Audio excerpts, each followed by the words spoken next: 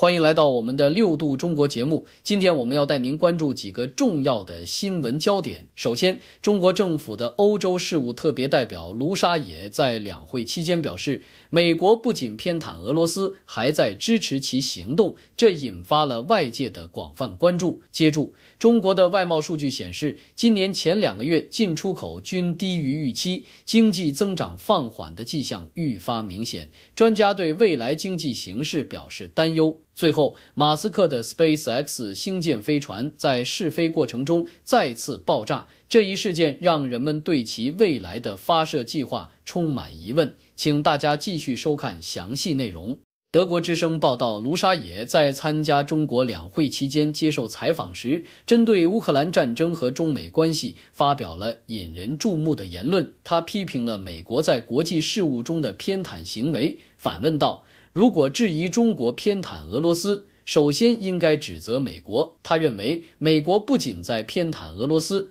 还在支持其行动。同时，卢沙野对美国对待欧洲盟友的态度表示失望，认为特朗普政府的强硬政策让欧洲感到心寒。他呼吁欧洲重新审视与中国的关系，暗示应减少对华的强硬立场。在另一篇报道中，德国之声指出，中美贸易战的影响正在逐渐显现。中国外贸在今年头2个月出现了意外降温，出口和进口均低于经济学家的预期。尽管出口额同比增长了 2.3%， 但进口额却大幅下降 8.4%， 显示出经济的疲软。分析师指出，外贸降温的原因不仅与关税战有关，也与去年底的政府刺激政策回暖的逆转有关。值得注意的是，中国对俄罗斯的出口和进口均出现下降，显示出中俄贸易关系的脆弱性。最后，德国之声报道了 SpaceX 的星舰飞船在试飞过程中再次爆炸的事件。尽管飞船在升空后与助推器成功分离，但不久后就失去控制，导致飞船解体，碎片落入美国领空。这次事故引发了 FAA 的关注，要求 SpaceX 进行调查，以确保飞行安全。尽管遭遇挫折， SpaceX 依然在工程技术上取得了进展，成功回收了助推器。然而，马斯克与联邦监管机构之间的关系引发了外界的质疑，尤其是在安全和环境监管方面的冲突。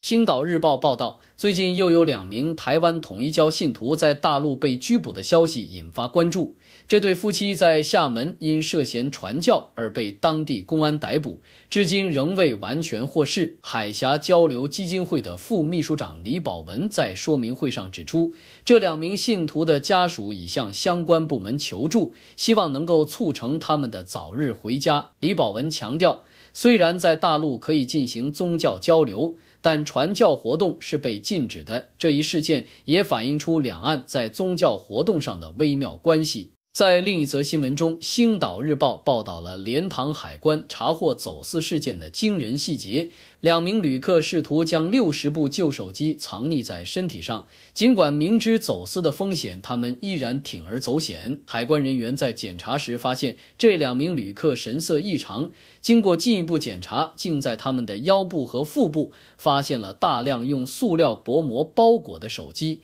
这一事件不仅揭示了走私活动的猖獗，也反映了监管部门在打击走私方面的努力与成效。同样，在莲塘口岸，海关查获的走私手机事件引发广泛讨论。2名旅客的大胆走私手法让人瞠目结舌，他们竟然将手机藏在身体的多个部位，甚至不惜以身犯险。这样的行为不仅违法，还可能对他们的安全造成威胁。海关的高效反应和严格检查机制再次证明了他们在维护法律和秩序方面的重要作用。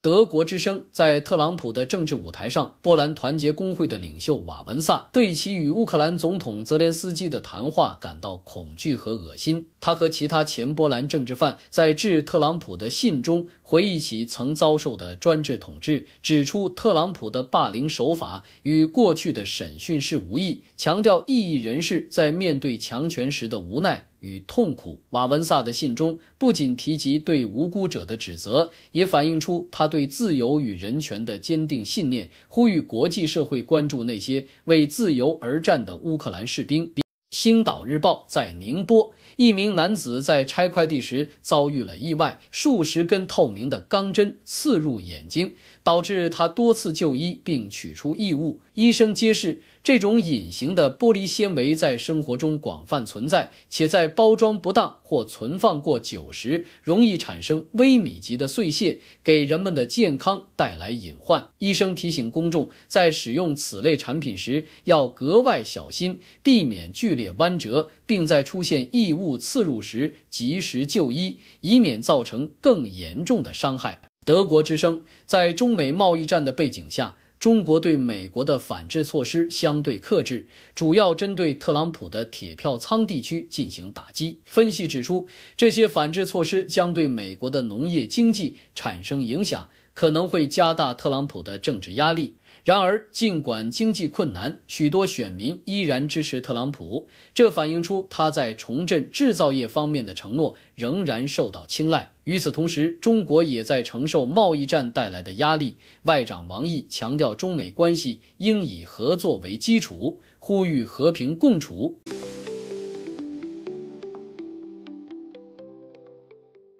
德国之声报道，美国近期计划对所有进入美国港口的船只征收额外费用，尤其是那些包含中国制造船只的航运公司。这项政策可能会给包括德国赫伯罗特和全球最大的地中海航运等公司带来巨大的经济压力。赫伯罗特董事会主席杨森表示，该公司1/4的船只来自中国，计划将密切关注这一政策的具体实施。美国此举旨在削弱中国在全球航运业的影响力，而中国造船业的产量已经占到全球的50%以上，给全球航运市场带来了潜在的震荡。在另一篇报道中，德国之声提到，德国民众对美国的信任度显著下降，尤其是在特朗普第2次任期开始后，民调显示，只有1/6的德国选民认为美国仍是值得信赖的伙伴，3/4的人对北约的保护能力表示怀疑。德国人越来越支持建立自己的军事联盟，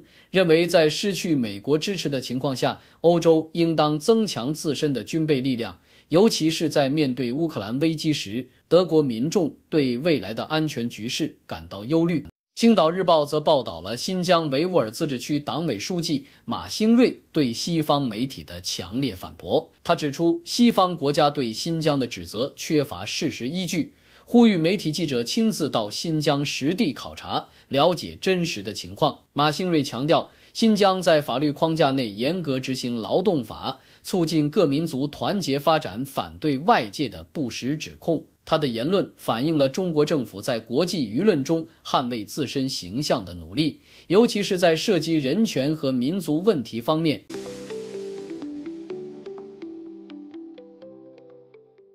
青岛日报报道，杭州一名业主为了成功出售自己的房产，想出了非常吸引人的方法。他邀请了近200名地产经纪人到他的单位，并在活动中派发抽奖券，甚至亲自准备果盘招待经纪人。这位业主的单位位于余杭区，面积177.77平方米，标价696万元。他还提出了奖励措施，若在7天内成交，将获得1888888元的奖金；15天内成交，则可得1008888元。这一创意举动让经纪人们大开眼界，并希望能借此机会找到潜在买家。中央社报道，中共中央政治局常委王沪宁近日出席了两会的台湾代表团审议，强调要坚持一个中国原则和9·2共识，推动两岸交流合作及融合发展。他表示，这是深化两岸经济文化交流的关键时刻，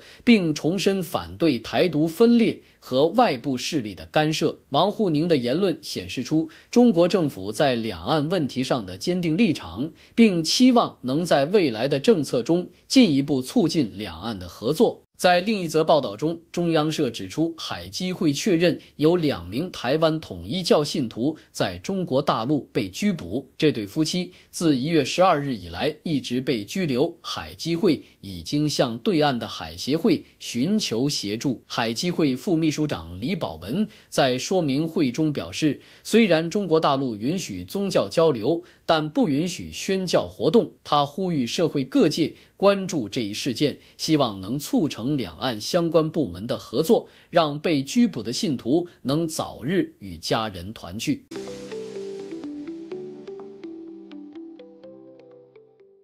谢谢大家收看以上节目，这是我们的编辑团队为大家搜集整理的认为有价值的信息、观点，但是并不一定代表我们立场，不作为任何行为的建议。欢迎大家为我们的节目点赞、订阅我们的频道，谢谢。